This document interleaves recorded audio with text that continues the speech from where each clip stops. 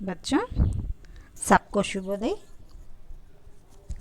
आज हमें 10वीं कक्षा में चौथा पाठ कण कण का अधिकारी के बारे में जानकारी कर लेंगे।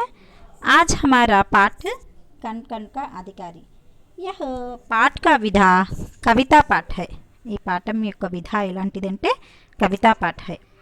इसका कवि डॉक्टर रामधारी सिंह दिनकर। इस ये पाठ का कवि कौन है? डॉक्टर रामधारी सिंह दिनकर। फर्स्ट, कण कण का अधिकारी का मतलब क्या है और इसमें का भाषा की बात क्या है? कण कण का अधिकारी का मतलब అణువణువుకి అధికారి అన్నమాట। కణ్ కణ్ ఎవ్రీ పర్టికల్ అన్నమాట। అణువణువు अधिकारी अंटे अधिकारी, अणु अणु अधिकारी। यह कण कण का अधिकारी में क्या क्या भाषा की बात छुपी है? कण कण संज्ञा और इंकोटी कूड़ा मनकु वस्तुंदी संज्ञा और पुनरावृत्त शब्द। कण कण अंटे पुनरावृत्त शब्द, संज्ञा तो कूडुकुन्न पुनरावृत्त शब्द। का कारक चिह्न, अधिकारी संज्ञा, రెండు సంజ్ఞలు ఒక కారక చిహ్నంతో కూడుకున్నదే ఇవాళ మన పాఠం పేరు कण कण का अधिकारी। यह कविता पाठ है। पाठ का विधा कैसा? कविता पाठ है। कविता पाठ का कवि कौन है? डॉक्टर रामधारी सिंह दिनकर। डॉक्टर రామ్ధారి సింహ్ దినకర్। అసలు దీంట్లో ఉద్దేశం ఏంటి అనేది మనం చూద్దాము।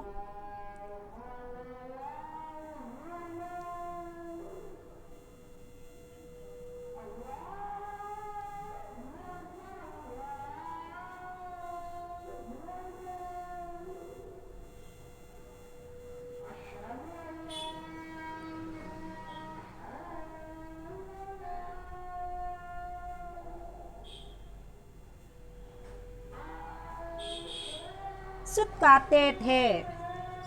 काटते थे, गांधी जी कपड़ा बुनते थे। सूत काटते थे मीन्स సుత్ అంటే గాంధీ గారు నూలు వడికేవారు అనమాట। సుత్ అంటే నూలు వడికే ఇది మిషన్, నూలు వడికేవారు। కపడా బున్తే థే నూలు వడికి బట్టలు నేసేవాడు।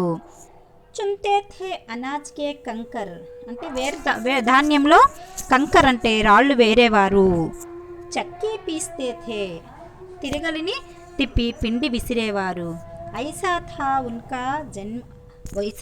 ఉన్కా ఆశ్రమం అలా ఉండేదన్నమాట తను ఉండే ఆశ్రమం। గాంధీజీకే లియే పూజాకే సామాన్ థాశ్రమం అయితే కష్టపడి పనిచేయడం అంటే గాంధీజీ పూజలాగా భావించేవాళ్ళు అనమాట। చూడండి, గాంధీజీ ఎంత గొప్ప వ్యక్తి అయినప్పటికీ సుత్కాతే థే और कपड़ा बुनते थे నూలు వడికేవాడు, మరి ఆ నూలుతో బట్ట నేసేవాడు।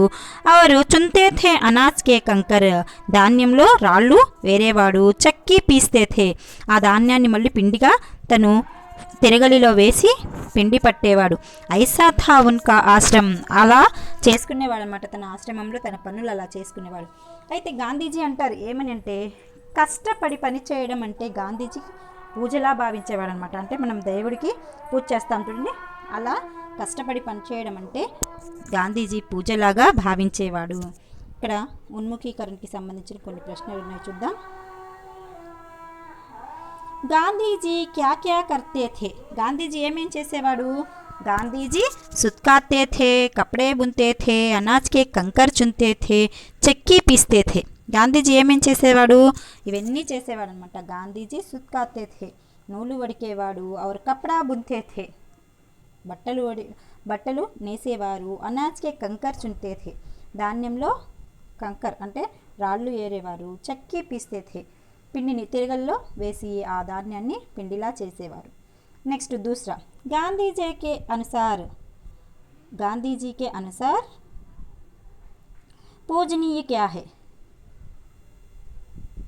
गांधी जी के अनुसार पूजनीय क्या है? गांधी जी के अनुसार श्रम पूजनीय है। గాంధీ చెప్పిన మాటల్లో మనకి శ్రమను పూజలాగా, శ్రమ చేసేదే మనం పూజకి కష్టపడి పూజ చేసినంతగా ఆయన భావించేవారు అనమాట। శ్రమలోనే పూజ ఉంది అని భావించేవారు। हमारे जीवन में श्रम का क्या क्या महत्व है? మన జీవితంలో శ్రమ యొక్క మహత్వం, గొప్పతనం ఏంటి అంటే పరిశ్రమ సఫలతాకి కుంజీ హే కష్టపడటమే సక్సెస్ యొక్క ఆధారం అనమాట। అసలు ఫస్ట్ కష్టపడితే సక్సెస్ యొక్క ఆధారం। సఫలత హాసిల్ కర్నే కే లియే శ్రమ్ కర్నా బహుత్ జరూరీ హే. మనము శ్రమించకపోతే మనకి లైఫ్లో సక్సెస్ రాదు. శ్రమించడమే మనకి గొప్ప సక్సెస్ అనమాట.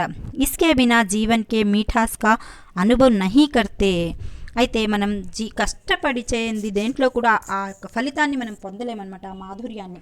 మనం చూడండి, ఏదైనా కష్టపడి తెచ్చుకున్నది చాలా విలువగా వాల్యుబుల్గా ఉంచుకొని వాటిని మనం ఆస్వాదిస్తూ తింటాము, ఆస్వాదిస్తూ చేస్తాం. ఎందుకని? కష్టంతో కూడుకున్నది కాబట్టి దానికి ఎక్కువ వాల్యూ ఇస్తామన్నమాట. నెక్స్ట్ విధా విశేష చూద్దాం. హర్ కవితకి అప్ని అప్ని విశేషత హోతీ హై. ప్రతి ఒక్క కవితలో దాని యొక్క గొప్పతనం దానికి ఉంటుంది. మనకి ఫస్ట్ లెసన్ ప్రకృతి 6 చూసాము. దాని యొక్క గొప్పతనం ఏంటి? ప్రకృతి గురించి వర్ణన. నెక్స్ట్ థర్డ్ లెసన్ హం భారత్వాసి చూసాం. హం భారత్వాసిలో మనము భారతీయులము అని చెప్పేసి మనము ఏం చేయాలి, వాటి యొక్క మన యొక్క ఇవి ఏంటి అనేవి నేర్చుకున్నాం. అంటే దేశభక్తికి సంబంధించిన విశేషత ఉంది. నెక్స్ట్ ఇన్కి విశేషత ఓజ్పూర్ణ ఔరు ప్రేరణప్రద్ భాషా హై. అయితే మన యొక్క ఎలాంటిదంటే మనం ఇప్పుడున్న కవిత మనకి దయాగుణాన్ని వికసింపచేయటం అన్నమాట. ఇస్కే కవి డాక్టర్ రామ్ధారి సింహు దినకర్. ఇది మనలో దయాగుణాన్ని ప్రేరేపించడం. విశేషత ఓజ్పూర్ణౌరు ప్రేరణప్రద్. మనల్ని ప్రేరేపిస్తూ ప్రేరణదాయకంగా ఉంటుంది. మనలో అన్ని గుణాలని మనలో వికసింపజేసేలాగా ఉంటుందన్నమాట మన ఈ కన్కన్ కా అధికారి కవి డాక్టర్ రామ్ధారి సింహు దినకర్ హై. ఈ యొక్క కవి ఎవరు అంటే డాక్టర్ రామ్ధారి సింహు దినకర్. ఇన్కి ప్రసిద్ధ రచన కురుక్షేత్ర సే యహ్ కవిత లీ గయి హై. ఎక్కడి నుంచి మనము ఈ రచనను తీసుకున్నామంటే కురుక్షేత్ర అనే రచనలో నుంచి తీసుకున్నామన్నమాట. ఈ కవితని మనం కురుక్షేత్రకే రచనాసే లీ గయి హై. అయితే ఇప్పుడు కవి పరిచయం చూద్దాం. ఎవ్రీ లెసన్లో నేను కవి పరిచయం అనేది మనకి మోస్ట్ ఇంపార్టెంట్ అని చెప్తుంటాను కదా. ఇవాళ కూడా మనకి ఈ కవి అనేది చాలా చాలా ఇంపార్టెంట్ అనమాట. ఈయన doctor Ramdhari Singh Dinkar. Doctor Ramdhari Singh Dinkar. First lesson నుంచి కూడా ప్రతి ఒక్క లెసన్ కవి పరిచయం నోటెడ్గా రావాలని చెప్పాను. నేను ఈ 4 లెసన్స్ అయిపోయిన తర్వాత ప్రతి ఒక్కళ్ళకి కవి పరిచయాన్ని అందరినీ అడుగుతాను. తర్వాత ఒక్కొక్క లెసన్లో నుండి వస్తున్న సారాంశం ఏంటి, దాని యొక్క మన మోరల్ ఏంటి, నిష్కర్ష ఏంటి అని ఒక్కొక్క దాని గురించి మళ్ళీ డిస్కషన్ చేస్తాను. అందుకనే ఈ వీడియోని చక్కగా చూసి 1-2 సార్లు మనము అర్థం కాని అంశాలను ఇంకొకసారి రివిజన్ చేసుకోవాలన్నమాట. కవి పరిచయంలోకి వెళ్దాం. डॉक्टर रामधारी सिंह दिनकर हिंदी के प्रसिद्ध कवियों में से एक है. डॉक्टर रामधारी सिंह दिनकर हिंदी के प्रसिद्ध कवियों में से एक है. అయితే హిందీలో చాలా సుప్రసిద్ధ కవులు ఉన్నారు. ఈ కవులలో ఒక గొప్పవాడు అనుకోవచ్చు మన డాక్టర్ రామ్ధారీ సింహు దినకర్. उनका जन्म सन 1908 में बिहार के मुंगेर जिला के सिमरिया गांव में हुआ था. అయితే ఈయన 1908. ప్రతి ఒక్కటి కూడా హిందీలో నోట్ చేసుకోవాలి అని చెప్పాను కదా. ఇక్కడ 1908 అంటే దాన్ని మనం హిందీలో ఏమంటామంటే 1908 ఏమంటాం. ఒక్క పక్కన నోట్ చేసుకున్నామో ప్రతి ఒక్కరు తీసుకుని ఒక పక్క 1908 అంటే 1908 में हुआ. 1908 में कहाँ हुआ? బీహార్ కే అంటే బీహార్లోని, ఏపీ కాదు బీహార్లోని ముంగేర్ జిల్లా పేరు ముంగేరు, రాష్ట్రం పేరు బీహారు, జిల్లాకే సిమ్రియా గాంవ్ మే హువా థా. తథా సిమ్రియా అనే ఊర్లో అయిందనమాట ఆయన యొక్క జన్మ. సిమ్రియా అంటే ఊరి పేరు, మనం ఎట్లయితే హీరోయిన్స్ పిలుచుకుంటామో ఆ నేమ్ పెట్టారనమాట. సిమ్రియా అనే ఊర్లో పుట్టారనమాట. నెక్స్ట్ ఉన్కా తథా జన్మ నిధన్, ఆయన ఎప్పుడు చనిపోయారు అంటే 1974. ఇది కూడా నోట్ చేసుకోండి. 1974 అంటే 74. 1974 అంటే 1974. 1974 में हुआ. ఇవి రెండు మనకి అండర్లైన్ కావాలి. 1908 से 1974 में इनका निधन हुआ. इन्हें हिंदी का राष्ट्र कवि कहा जाता है. ఇతనిని హిందీ యొక్క రాష్ట్ర కవి అంటారనమాట. ఊర్వశి కృతి కే లియే, ఇది most important TET bit plus 10th కూడా ఇంపార్టెంట్ అంటే 1 ఆఫ్ ద బిట్ అనమాట. ఇది ఊర్వశీ కృతి के लिए ज्ञानपीठ पुरस्कार से सम्मानित किया गया है ఎక్కడ ఇస్తారు డాక్టర్ రామ్ధరి సింహ్ దినకర్ ज्ञानपीठ पुरस्कार किनके लिए दिए था అంటే ఈయనకి ఈ జ్ఞానపీఠ పురస్కారం దేని నుండి ఈయనకి లభించింది అంటే ఊర్వశీ కృతి కే లియే ఈయనకి ఊర్వశీ కృతి నుండి ఈ జ్ఞానపీఠ పురస్కారం ఈయనకి ఇవ్వబడిందనమాట.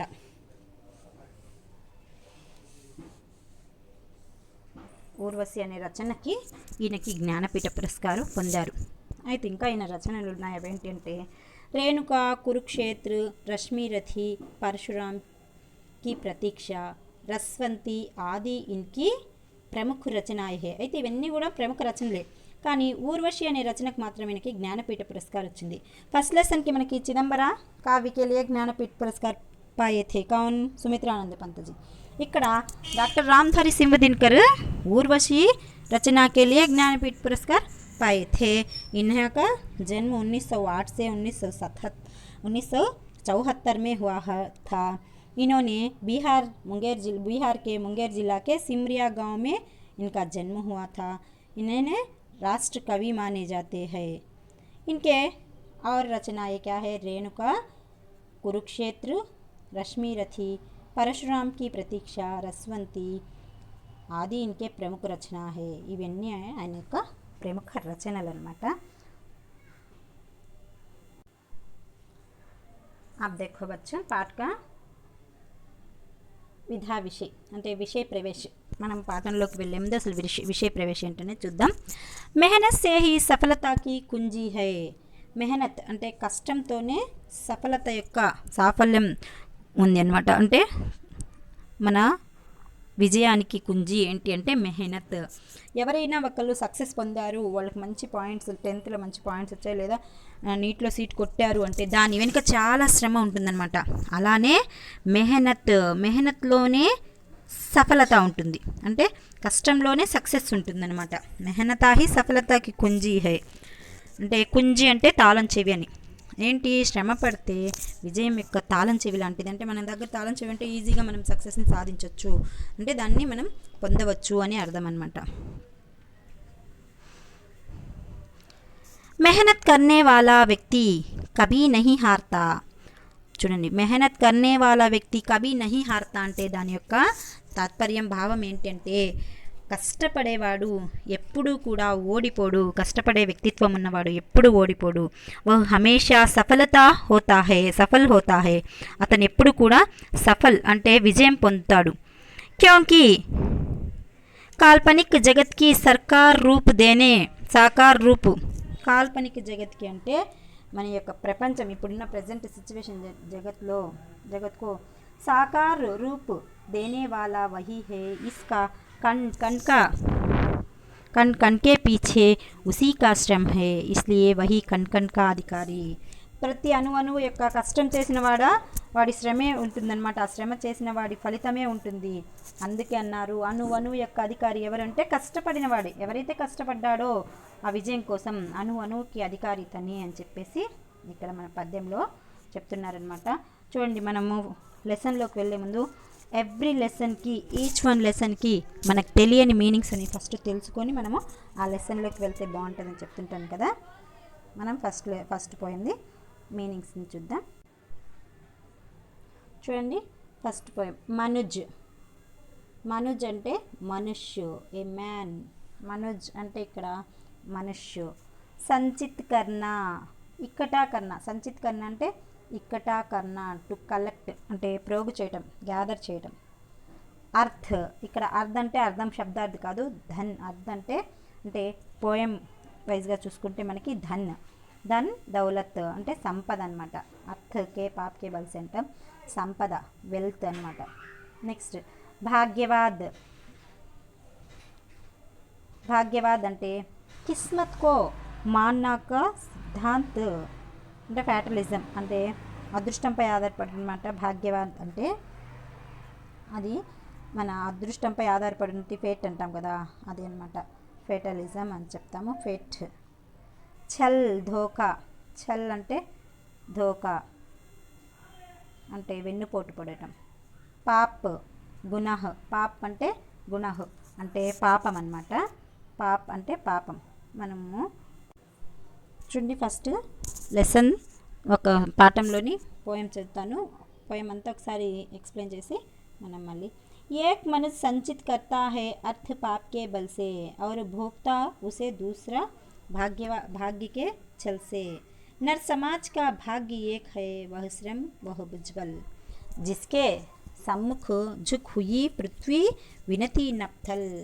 जिसने श्रम जल दिया उसे पीछे मत रह जाने दो, विजयी विजित प्रकृति से पहले उसका सुख पाने दो। जो कुछ न्यास्ता प्रकृति में है वह मनुज मात्रा का धन है, धर्मराज उसके कण कण का अधिकारी जन जन है। చూడండి పోయం చాలా చిన్నదైనప్పటికీ చాలా అర్థవంతమైందనమాట.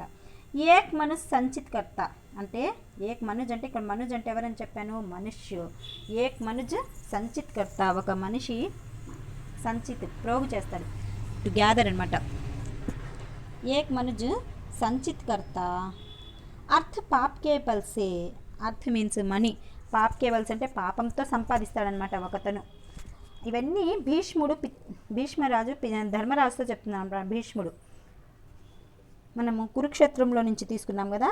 ఇప్పుడు చెప్పే మాటలన్నీ కూడా కురుక్షేత్రంలో భీష్మ పితామహుడు ధర్మరాజుతో ఇలా అంటుంటాడు అనమాట. ఎందుకు చెప్తున్నానంటే మనకి రేపు క్వశ్చన్ అడిగేటప్పుడు డైరెక్ట్గా కణ్కా అధికారిక సారాంశ లిఖో అని అడగరు. అట్లా అడిగితే అది డైరెక్ట్, అవి ఇంతకుముందు ప్రొసీజర్ అనమాట.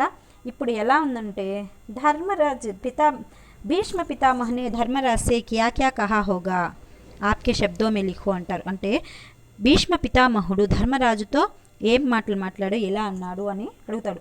అసలు లెసన్ వినని వాళ్ళకి కణ్కా అధికారి అంటేనే ఆ సారాంశం నేర్చుకున్నాం అది రాయాలనుకుంటారు.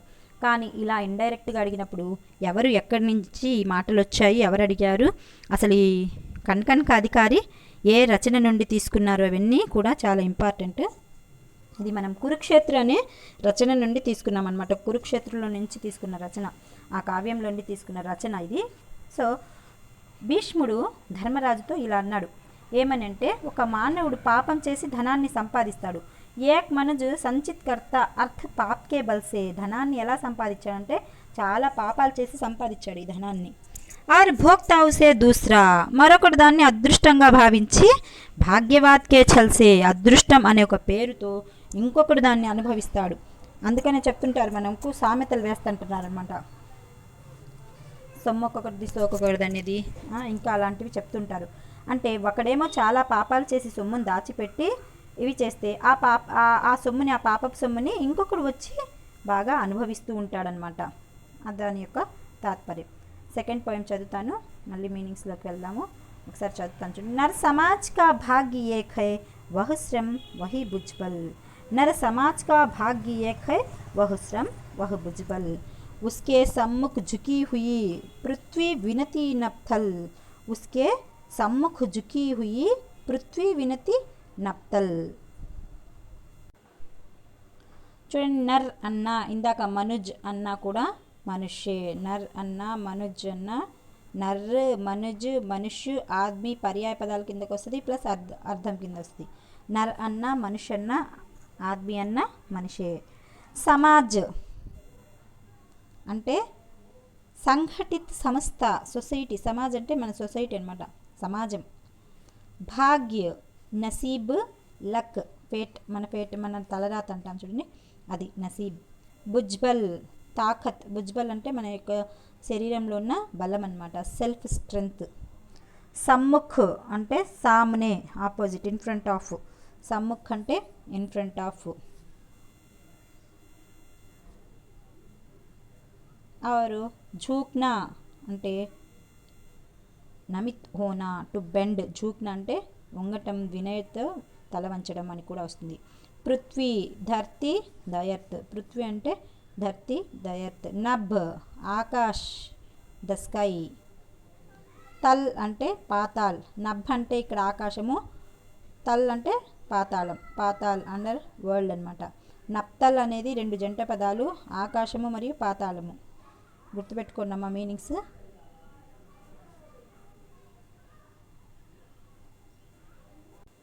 नर समाज का भाग्य एक है, वह श्रम वह भुजबल, उसका सम्मुख झुकी हुई పృథ్వీ వినతి నప్థల్.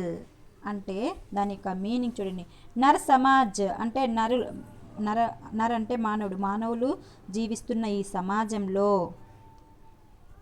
వహ్ శ్రమ్ వహ్ భుజ్బల్, అతని యొక్క శ్రమ మరి అతని భుజబలమే మానవ యొక్క సమాజం అదృష్టం అన్నమాట. భుజ్బల్ హే జిస్కే సమ్ముఖ్ ఝుకీ హుయి, దాని యొక్క ముందు మనం తల వంచాలి. దేని ముందు? పృథ్వీ వినతి నప్థల్.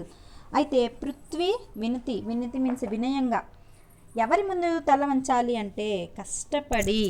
నర సమాజ్ కా భాగ్య ఏక్ హై, మన యొక్క సొసైటీ యొక్క భాగ్యం ఏంటి అంటే వహ్ శ్రమ్ వహ్ భుజ్బల్, ఎవరైతే శ్రమిస్తున్నాడో ఎవరికైతే భుజబలం ఉందో వాళ్ళు ఉండటం మన దేశంలో మనకి యొక్క గొప్ప అదృష్టము. జిస్కే సమ్ముఖ్ ఝుకీ హుయి, అలాంటి వాళ్ళ ముందు, ఝుకీ హుయి అంటే చెప్పాను కదా తల వంచడం, అలాంటి వాళ్ళ ముందు నర్ సమాజ్కే అంటే నర్ సమాజం సొసైటీ మొత్తం శ్రమ మరియు భుజబలం ఉన్నవాడికి, జిస్కే సమ్ముఖ్ వాడి ఎదుట, పృథ్వీ వినతి నప్థల్ అంటే ఆకాశము మరియు పాతాళము కూడా, మరియు పృథ్వీ భూమి పాతాళం కూడా వినిత్ అంటే వినయంగా వంచి తల వంచి నమస్కరిస్తారనమాట, తల వంచుతాయి. ఏదైనా చూడండి న్యాయం ఉన్న చోట ఎప్పుడైనా గెలిచిద్ది అంటాను, అలానే శ్రమ భుజబలం ఉన్నవాడు ఎక్కడ కూడా విజిత్ పాతాహే అంటే విజయం పొందుతాడు ఖచ్చితంగా.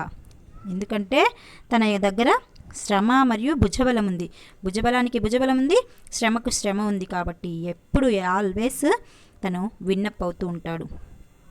तीसरा पद, जिसने श्रम जल दिया उसे पीछे मत रह दे.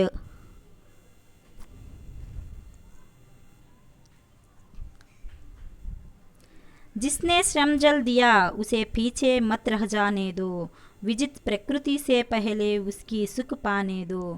जिसने श्रम जल दिया उसे पीछे मत रह जाने दो, विजित प्रकृति से पहले उसके सुख पाने दो, उसको सुख पाने दो. ఒకసారి మనం మళ్ళీ మీనింగ్స్ చూద్దాం.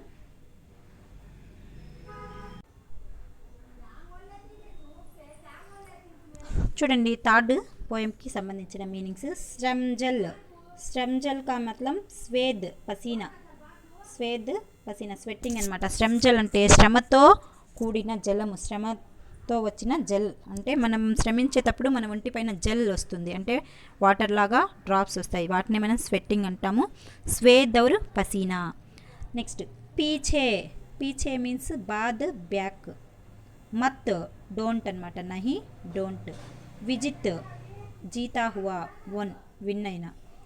ప్రకృతి అంటే చరాచర్ సంసార్ అంటే నేచర్. సుఖ్ ఆరామ్ హ్యాపీనెస్. ఈ ప్రతి ఒక్క వర్డ్కి మీనింగ్ తెలుసుకోండి. శ్రమ్జల్ అంటే స్వేద్, పీछे అంటే బాద్ బ్యాక్, మత్ డోంట్ నహి అని, విజిత్ జీతా హువా, ప్రకృతి చరాచర్ సంసార్ నేచర్ అనమాట ప్రకృతి అంటే. సుఖ్ ఆరామ్ కర్నా. ఈ యొక్క మీనింగ్స్ మనం తెలుసుకున్నాం కదా. మనం థర్డ్ పోయంలోకి వెళ్తే, జిస్నే శ్రమ్ చల్ దియా ఉసే పీछे మత్ రహ జానే దో, విజిత్ ప్రకృతి సే పహలే ఉస్కా సుఖ్ పానే దో. ఇందాక మనం మీనింగ్స్ చెప్పుకున్నాం కదా. జిస్నే శ్రమ్ జల్ దియా, ఎవరైతే శ్రమ్జల్ అంటే పసీనా, మనం స్వెట్టింగ్ తోటి చెమటోర్చి కష్టపడ్డాము. ఉసే పీछे మత్ రహ జానే దో, అతన్ని మాత్రం వెనక ఎప్పటికీ ఉంచకూడదు అనమాట. అలా శ్రమించిన వాడికి పీछे మత్ రహ జానే దో, ఎప్పటికి కూడా సమాజం దాతని వెనక ఉంచకూడదు. విజిత్ ప్రకృతి సే పహలే ఉస్కో పానే దో, ఉసే సుఖ్ పానే దో. అంటే అలా కష్టపడి శ్రమించిన వాడికి మనం ప్రకృతి కన్నా ముందు ఎవరిని సుఖపడేలా చేయాలి అంటే, ఆ యొక్క విజయాన్ని ఎవరిని మనం అనుభవించనివ్వాలంటే శ్రమ్జల్ కర్నే వాలేకో అంటే శ్రమించి కష్టపడ్డవాడికి ఆ విజయాన్ని మనం ఫస్ట్ అనుభవించనివ్వాలి, ఫస్ట్ పొందనివ్వాలి. దాని యొక్క సుఖాన్ని మొదటగా ఆ యొక్క శ్రామికుడినే అనుభవించనివ్వాలన్నమాట. ఇప్పుడు ఏం జరుగుతుందంటే శ్రమని దోచేస్తున్నారు.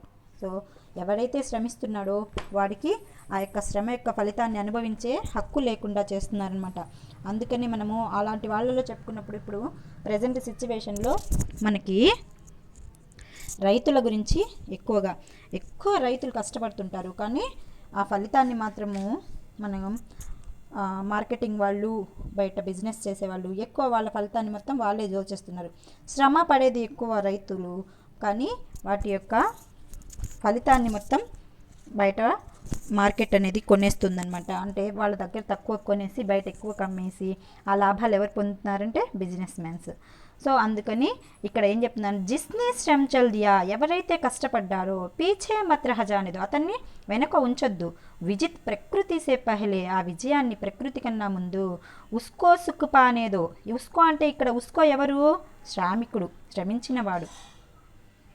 నెక్స్ట్ చౌథా, जो सुख न्यास्ता प्रकृति में हुआ वह मनुज मात्रा का धन है, धर्मराज उसके कण कण का अधिकारी जन जन है. దీనికి సంబంధించిన మీనింగ్స్ ఏమి అంతగలుగు చూడండి. న్యాస్త్, నెస్త్ మీన్స్ సుఖా హువా అంటే రఖా హువా అంటే పెట్టబడిన. జో నెస్త్ ఎవరైతే పెట్టబడిన, ప్రకృతి మే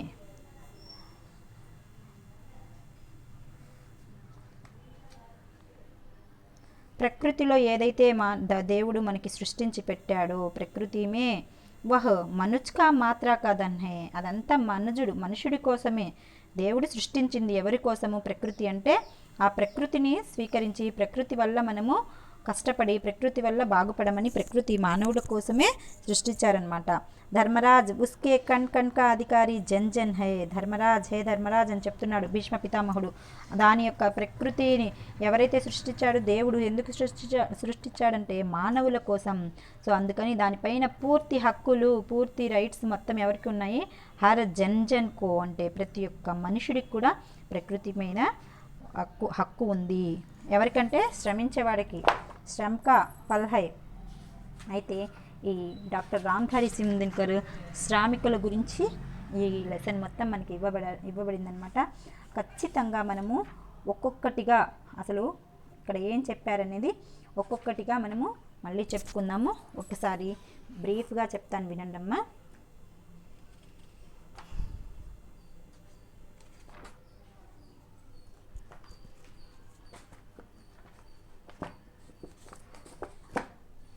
ఈ కవితా లెసన్లో ప్రతి ఒక్కటి కూడా చాలా ఇంపార్టెంట్. ఎందుకంటే ప్రకృతిలో మనం బరస్తే బాధలైనా, నెక్స్ట్ హమ్ భారత్ వాసి అయినా, నెక్స్ట్ కణ్ కణ్ కా అధికారి అయినా మోస్ట్ ఇంపార్టెంట్. ఎందుకంటే కవితా లెసన్ నుంచి గ్రామర్ ఎప్పుడు కూడా ఎక్కువగా అడగబడతారు. కవితా లెసన్ అంటేనే గ్రామర్ ఎక్కువగా ఉంటుంది. కహానీ లెసన్లో కొంచెం ముహావారికి మాత్రమే స్పేస్ అక్కడ అడగటానికి ఛాన్స్ ఉంటుంది, కానీ మిగతా అన్నీ తక్కువ ఉంటాయి. ఇక్కడ మనకు కవితా లెసన్లో ఏంటంటే ఎక్కువ మనకి గ్రామర్ అడుగుతారనమాట.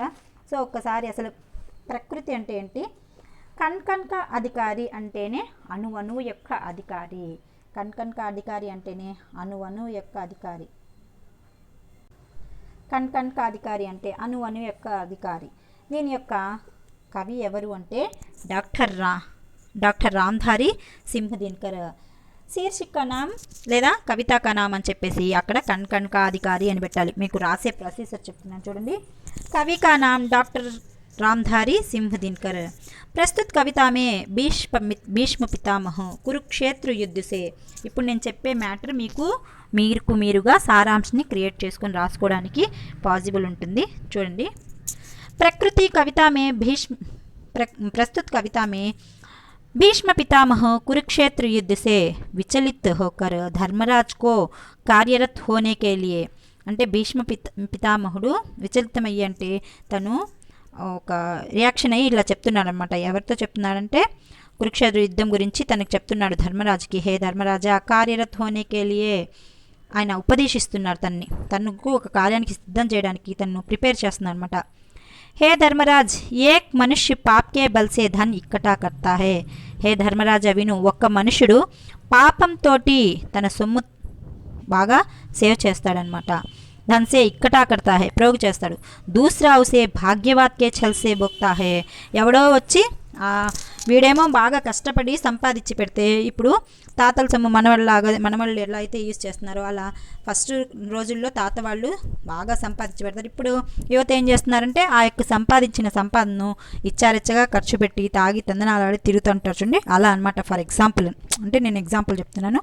అలా ఇక్కడ చాలా కష్టపడో పాపం చేసో ఒకడు ధనం సంపాదిస్తే ఆ ధనాన్ని భాగ్య అంటే అదృష్టం అనే ఒక లక్ అనే ఒకటి పెట్టుకొని ఆ లక్కుతో ఇక్కడ మొత్తం కూడా తను పోగొడుతున్నాడు అనమాట, అనుభవిస్తున్నాడు. दूसरा उसे भाग्य दल से भोगता है. मानव समाज का एकमात्र आधार या भाग्य श्रम और भुजबल. మానవ సమాజ్ కా మానవ యొక్క సమాజంలో ఒకడేమో భుజ్బల్ తోటి బ్రతుకుతుంటే ఒకడేమో భాగ్య అనే ఛల్తో అంటే భాగ్యం అంటే అదృష్టం అనే ఒక ఇది తీసుకొని తను బ్రతుకుతున్నాడు. శ్రామిక్ కే సామ్నే పృథ్వీ ఔర్ ఆకాశ్ దోనో ఝుక్ జాతే హై. శ్రామికుల ముందు పృథ్వీ మరియు ఆకాశము, భూమి మరియు ఆకాశం రెండు కూడా తల వంచి నమస్కరిస్తారనమాట. ఎందుకంటే అంత గొప్ప ప్లేస్ శ్రామికుడికి ఉంది. जो परिश्रम करता है उसे सुखों से कभी వంచిత్ నహీ కర్నా చాహియే. ఎవరైతే పాపం కష్టపడి బ్రతుకుతున్నాడో వాడిని ఎప్పుడు వంచిత మోసం మాత్రం చేయకూడదు, గుర్తుపెట్టుకోండి ఎప్పుడైనా. जो पसीना बहाकर श्रम करता है उसी को पहले सुख पाने का अधिकार है. ఎవరైతే శ్రమించి దేశం కోసం తోడ్పడితే దేశం కోసం ఉంటున్నాడో శ్రమించి కష్టపడుతున్నాడో వాడిని మాత్రం ఖచ్చితంగా ఫస్ట్ సుఖాన్ని పొందనివ్వండి. ప్రకృతి మే జో భీ వస్తు హై వహ్ మానవ్ మాత్రకి సంపత్తి హై. ప్రకృతిలో ఏదైతే వస్తువులు అంటే ప్రకృతి మొత్తం మన సంపద అనమాట. ఆ సంపద మన అందరిది, ఒక్కరి కాదు, మానవులందరిది. ప్రకృతికే కన్ కా అధికారి జన్ జన్ హై. ఈ యొక్క ప్రకృతి యొక్క అణు అధికారి ఎవరు అంటే జన్ జన్ హై. इसलिए श्रम करता है वह प्रकृति हर एक कण का अधिकारी है. మనుష్య का महान गुण श्रम करना. అయితే మనుషుల యొక్క మహాగుణం ఏంటి అంటే గొప్పదైన గుణం శ్రమించడం. చాలామంది చూడండి కూర్చొని తినాలి, కూర్చొని ఉండాలి అంటే ఖాళీగా ఉండి తిని బతికేద్దాం అనుకుంటున్నాను. అది కరెక్ట్ కాదు. ఎప్పుడైనా శ్రమించాలి. మన కష్టం పైన మన కాళ్ళపైన మనం బ్రతికినప్పుడు ఆ సుఖం వేరుగా ఉంటుందన్నమాట. ఫ్రీగా వచ్చే ఏవి తీసుకున్నా అవి ఉండవు, ప్లస్ శ్రమ లేకుండా ఫలితం వచ్చినా ఆ ఫలితం కూడా ఎప్పుడు లైఫ్ లాంగ్ ఉండదన్నమాట. అదే చెప్తున్నారు ఇక్కడ మనకు కవి. మనుష్య కా మహాన్ గుణ హే శ్రమ్. మనుష్య యొక్క గొప్ప గుణం ఏంటంటే శ్రమ చేసే గుణమే దేవుడు మనిషికి ఇచ్చాడు. శ్రమ కర్నే సే యశ్ సంపత్తి జీవన యాపన్ కే లియే आवश्यक सुख सुविधाएं इज्जत आधार గౌరవ్ మాన్ సమ్మాన్ ఆది ప్రాప్తి హోతే హై. ఒక్క కష్టపడి పనిచేయడం వల్ల చూడండి నలుగురు మెచ్చుకుంటారు. చూడండి ఎప్పుడు చూసినా తను కష్టజీవిరా అంటారు, తన్ని మోసం చేయకూడదురా అంటారు, తను చాలా హార్డ్ వర్కర్ అంటారు. అంటే ప్రతి ఒక్కళ్ళల్లో రెస్పెక్టే రావటం కాకుండా దాంతో ఒక రెస్పెక్ట్ కీర్తే కాకుండా సంపద వస్తుంది, మంచి పేరు వస్తుంది, సువిధాయే ఫెసిలిటీస్ వస్తాయి, అన్నీ ఆటోమేటిక్గా వస్తాయి అన్నమాట. जो व्यक्ति कार्य का पूर्ण करने के लिए श्रम करता है वही सुख पाने का सच्चा अधिकार है. ఎవరైతే ఒక పని సిద్ధించుకొని చేసినప్పుడు దానికోసం అహర్నిశలు కష్టపడతాడో వాడికి ఖచ్చితంగా సక్సెస్ అనేది పొందుతారు. అందుకని మనం 10th క్లాస్ ఇప్పుడు మనం 10th క్లాస్ స్టూడెంట్స్ మీరు ఎంత కష్టపడితే మీకు అంత మంచి ఫలితం వస్తుందన్నమాట. కష్టం లేకుండా ఎవరో చూపిస్తారు ఏదో రాద్దాంలే అంటే అది వేస్ట్. చూడండి అంతటి గాంధీజీనే తన యొక్క కష్టం మీద తను బతికారనమాట. श्रम करने वाले आस्था के साथ प्रगति पर बढ़ती है. తన యొక్క ప్రగతి చాలా పెరుగుతుంది. यह भाग्य पर विश्वास की कर्म पर श्रम पर विश्वास करता है. అంటే శ్రమను నమ్ముకున్నవాడు ఎప్పుడు కూడా మంచిగా సఫలీకృతమవుతాడనమాట. శ్రమ करने वाला हर कठिनाई को अपने परिश्रम से अपने अनुकूल बना लेता है. శ్రమించేవాడు ఎంత కఠినాలు ఎన్ని కష్టాలు వచ్చినా కూడా తన యొక్క శ్రమ వల్ల భుజ్బల్ వల్ల తను అనుకూలంగా మార్చుకుంటాడు ఆ కష్టాన్ని. ఇస్లియే శ్రమ కా బడా మహత్వ హై. అందుకనే శ్రమించడం అనేది చాలా గొప్ప వ్యక్తిత్వం అనమాట. శ్రమ హీ సఫలతాకి కుంజి హై. శ్రమయే మన విజయానికి కుంజి అనమాట, తాళం చెవి లాంటిది. జిస్కే సమ్ముఖ్ పృథ్వీ ఝుకి జాతి హై. శ్రమించేవాడి ముందు పృథ్వీ అంటే భూమి కూడా వంగి నమస్కరిస్తుంది. సో ప్రతి ఒక్కళ్ళు కష్టాన్నే నమ్ముకోండి, కష్టపడి మనం జీవించాలి, కానీ ఎదుటి వ్యక్తుల కష్టాన్ని మనం దోచుకోకూడదనే ఇక్కడ మన ఈ పాఠం నుంచి నీతిని తీసుకోవాలి. సో ప్రతి ఒక్కళ్ళు కూడా ఈ 10th క్లాస్లో మేము కష్టపడి మంచి మార్కులు సాధిస్తాము, ప్లస్ కష్టపడి చదువుతాము, దాని యొక్క ఫలితాన్ని మాత్రం మేము తీసుకుంటాం అనుకోవాలి. So thank you for the opportunity.